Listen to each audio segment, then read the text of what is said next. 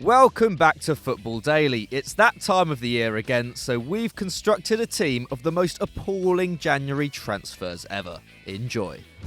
Goalkeeper, Salvatore Sirigu.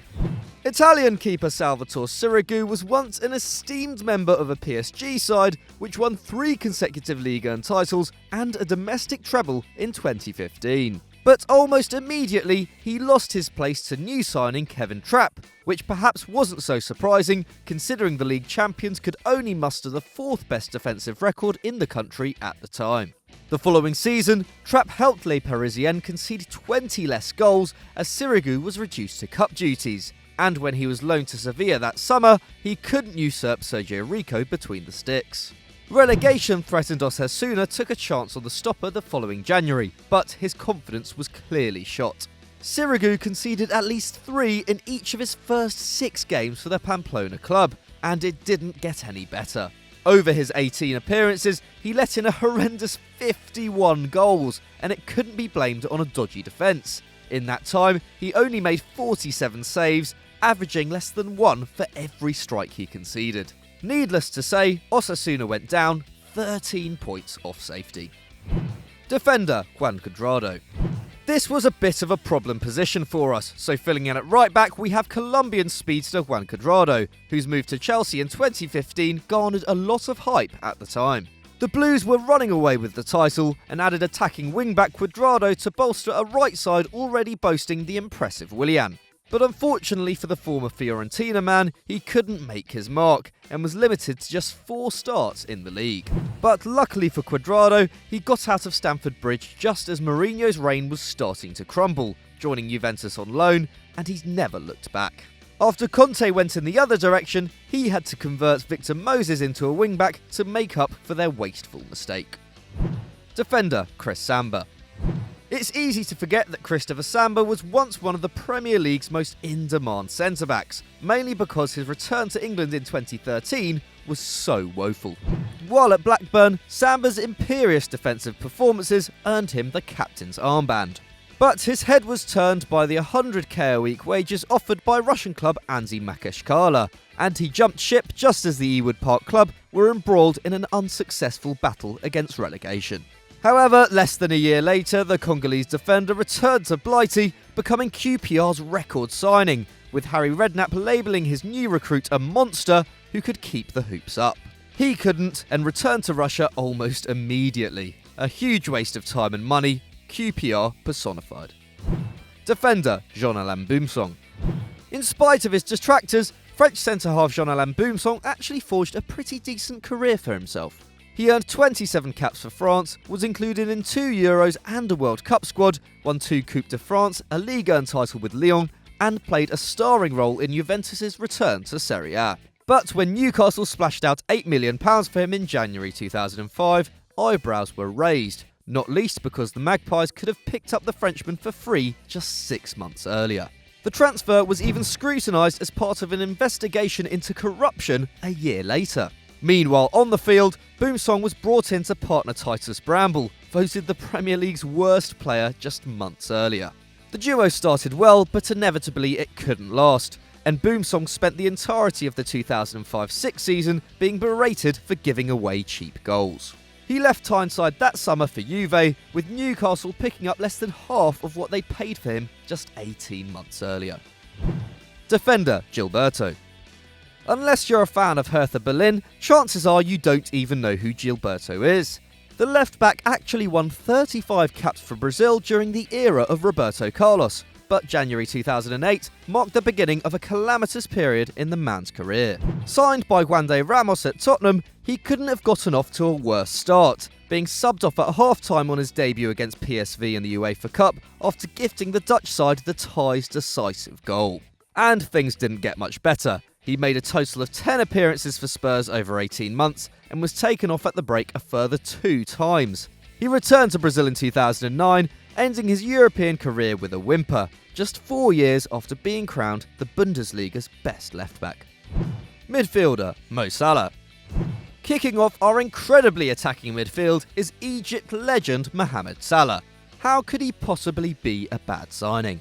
Well, from Chelsea's perspective, acquiring him probably couldn't have been a worse move. The winger transferred from Basel to Stamford Bridge in January 2014 for around £15 million, an absolute snip when you consider the player he's become. But, like Cuadrado after him, Salah was never given a chance in West London. As of December 2017, Salah had made 102 appearances and scored 52 goals since leaving Chelsea 3 years previous, and had been involved in more goals than anyone else during the 2017-18 Premier League season, averaging a strike every 94 minutes for Liverpool. By failing the wide man, Chelsea provided a gift to one of their closest rivals. Ring any bells? De Bruyne.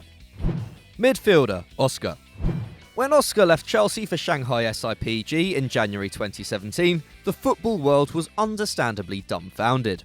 Still just 25 years old, the Brazilian was still considered one of the globe's most talented attacking midfielders, and yet he was giving up Champions League level football for a competition with lower standards than the Championship.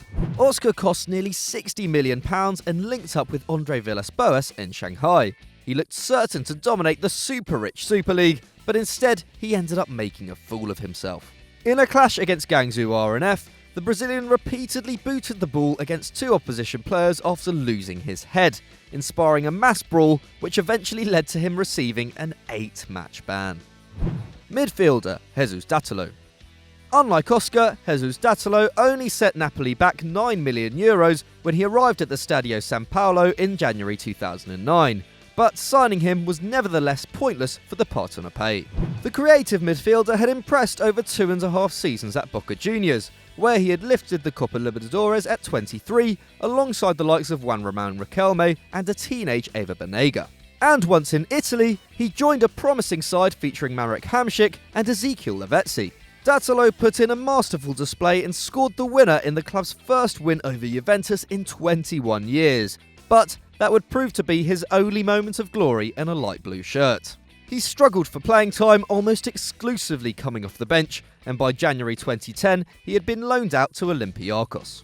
At the time of writing, he's back in Argentina at boyhood club Banfield. Midfielder, Jose Antonio Reyes.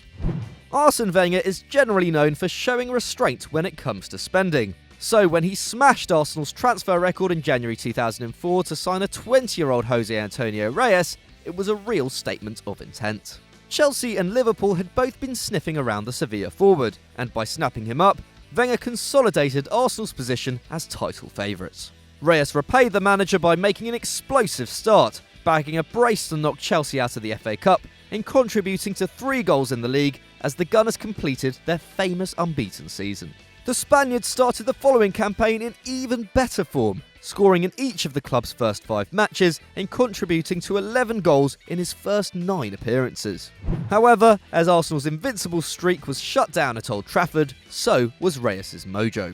After nutmegging Gary Neville, he was met with a crunching tackle from behind in reply. Clearly rattled, his form never recovered as he failed to find the net for 4 months, and by the end of the following season, he had been shipped back to Spain. Reyes subsequently never bettered his 2004-05 tally of 9 league goals in a season. Forward, Michael Ricketts. We've talked enough about Andy Carroll's panic move to Liverpool in 2011, so we're leaving him out this time.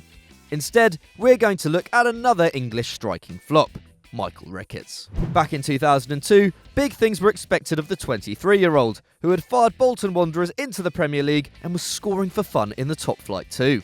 He became the first Bolton player since 1963 to earn an England cap, and manager Sam Allardyce even compared him to Ruud van Nistelrooy. Liverpool and Spurs were rumoured to be preparing bids, but by the next season Ricketts was out of favour on Burnden Way, and Middlesbrough took a £3.5 million punt on January deadline day. He lasted just 18 months at the Riverside, and by 2007 had been booted out of Southend for being too fat. Forward, Hakan Shakur.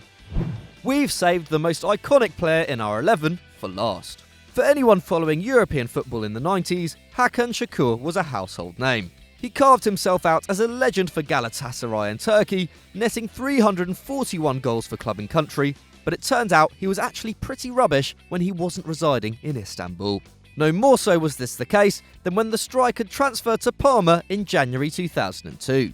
After playing back up to Christian Vieri and Ronaldo at Inter, Hakan moved to the Stadio Ennio Tardini, where he proved equally ineffectual. Having averaged over a goal every 2 games while at Gala, he scored just 3 times in 16 appearances for the Crusaders, and by the end of the year, he had been offloaded to Blackburn. Hakan unsurprisingly gave up the overseas dream after working under Graham Souness at Ewood Park, and on returning to Gala, rediscovered his form immediately, eventually signing off at 36, having restored his heroic status. Parma, meanwhile, went bankrupt twice. So thanks once again for watching, guys, and if you enjoyed this, why not click on screen right now for another one of our fantastic videos. And as always, guys, don't forget to like and subscribe.